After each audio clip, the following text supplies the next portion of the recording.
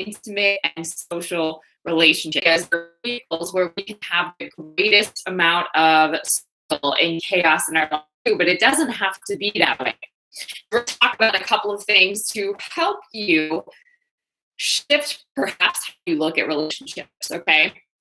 So, and then I'm going to give you a couple of pearls of wisdom or nuggets that you can also integrate into your week, okay?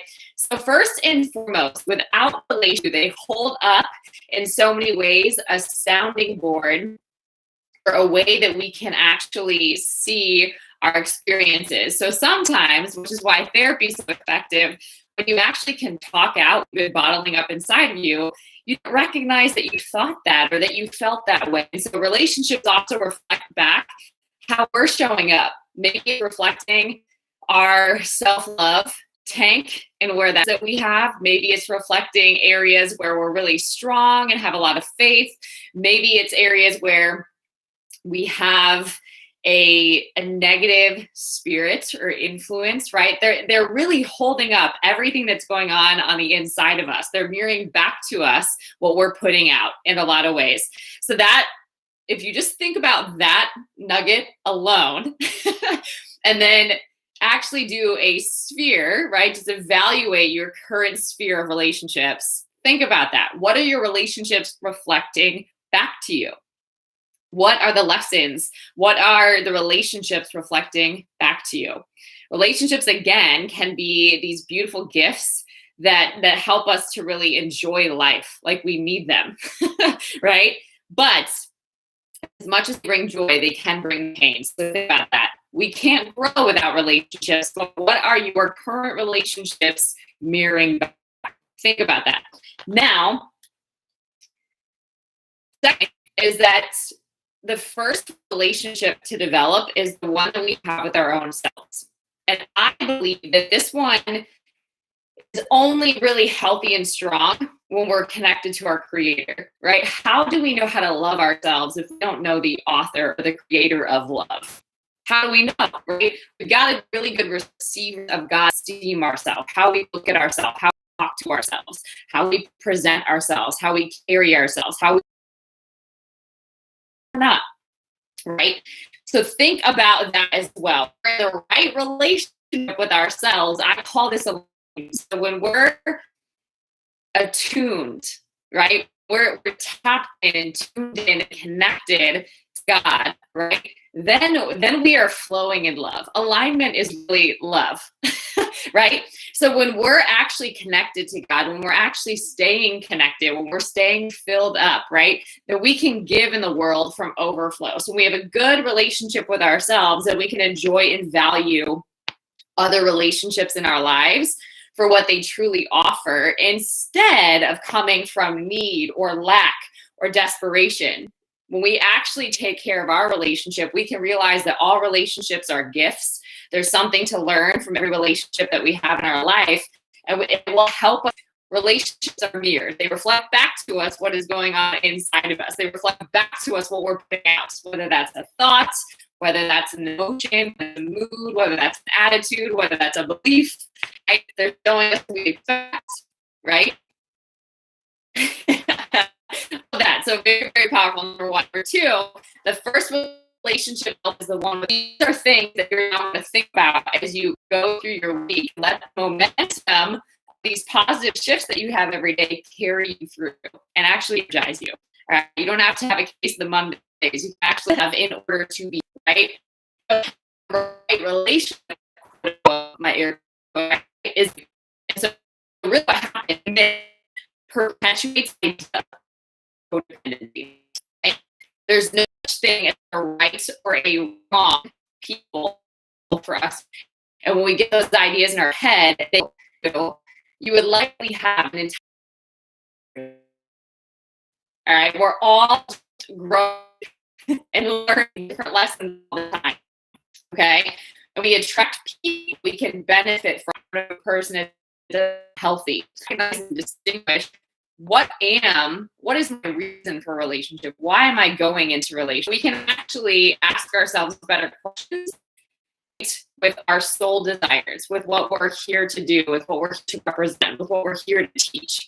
Okay, so doing this work of getting clear for yourself will then empower you to show up differently in relationships.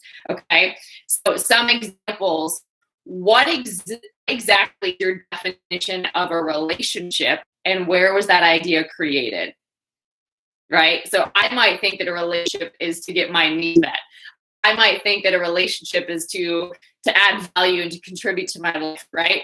I might think that a relationship is meant to level me up. I might think relationship is whatever it is, right?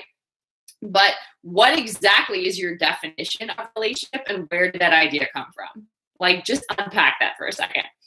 What is the purpose of relationship, right?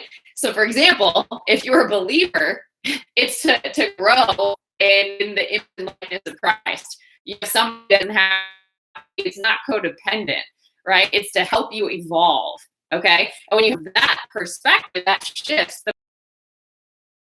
what that relationship is able to do and become and be, right? Not everybody does it, right? When do you feel secure in a relationship, and why? When do you find your relationship exciting? What needs are being filled in that relationship? Why are those important to you? So when you get relationships in empowering and in healthy ways, you're actually able to be transparent, you can be authentic, you can give your best, highest of you, you can grow, rather than to be needy and desperate and really trying to take things from somebody else. All right, so there's another really great quote. Essentially, relationship is an art. Okay, if you say that you're not creative, that's a lie. There's many different ways to create. Relationship is an art.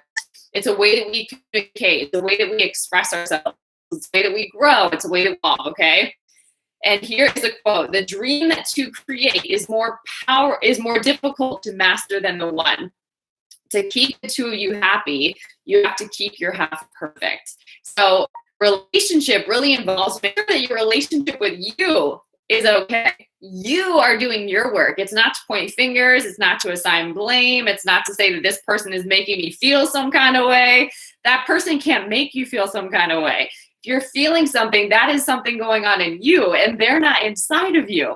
Okay, so how you think, how you feel, your attitude, your mood, your forgiveness or unforgiveness, your resentments, all of that is going on inside of you, and all of that is a frequency. It's an energy. It's sending something out, and a lot of times that doesn't have anything to do with that person. You're giving that person power over you, which is making you powerless. Okay. But when you choose to empower yourself, whether that's through questions like I just gave you, or really thinking through, right, what relationships are mirroring back to you and how you're being led to grow, what you're being led to grow in, what that looks like, that helps you communicate, that helps you set boundaries, that helps you show up differently and actually have and enjoy the relationships that are in your life, for what you're able to express, for what you're able to grow into, for what you're able to contribute, for who you're able to become, right? And also for what you're able to receive. But the most important thing to focus on being full first, so that you can give from overflow, and then you can actually receive the beauty and the gifts the relationships are bringing to you in many different aspects, right? And we don't do that first and foremost, but we're meant to have many different relationships that add value and to bring a lot of beauty into our lives. We're meant to contribute in a lot of different ways as well. So keep that in mind. Sometimes we put a lot of pressure, maybe it's on a partner, a spouse, whatever, to really make sure that like we're not bored, right? Or that we're getting quality time, that we're getting all of our needs met, all of that. And that's not always what your partner has the capacity to do. So you got to really make sure you take care and honor you first and foremost, okay? So let me just read this real quick. All right. Number one is that relationships are mirrors, so they can see ourselves. Number two is the first relationship we need to develop is the one with ourselves. And we do that because we're actually receiving from our. Then recognize that society has a different standard, that there's tremendous opportunity for us to ourselves and others by asking empowering questions from a place of curiosity and actually allow those to evolve in really healthy ways. Only respond to God. can be people pleasers or we can be God pleasers, but we can't be both. If you manage employees, whatever it is, you've got a lot of people to please. You've got to root your design to make sure everyone else is good. You might be off path. And it's really important to come back into alignment and check in. What is God leading me to do? Okay, so you're only responsible to God. Then the other thing, when it comes to bringing down our consciousness, bringing down our awareness in our presence, right? We're not here to shame people. We're not here to let them know where they're messing up. That's not love. That's not alignment. And they know what's going on inside them. They're the expert of who they are. And you got to trust that they are. And you've got to be an expert, all right? And when it comes to love, I like to think about this. I cannot afford to have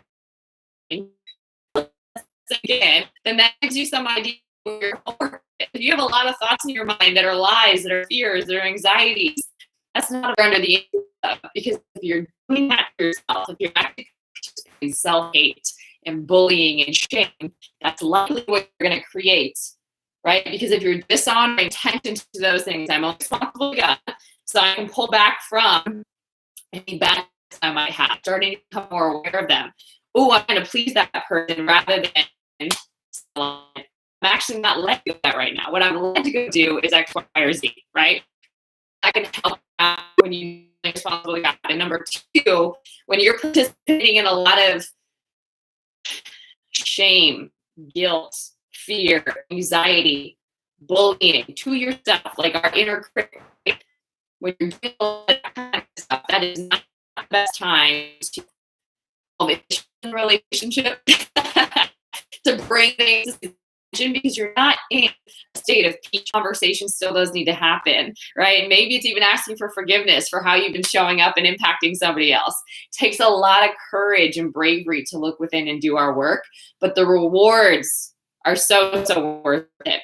So I hope this message on whatever, right? But sometimes we could connect, whether that's through coaching, whether it's some books that I've written or have going on. All those details will be below. All right, guys, until next time, stay blessed.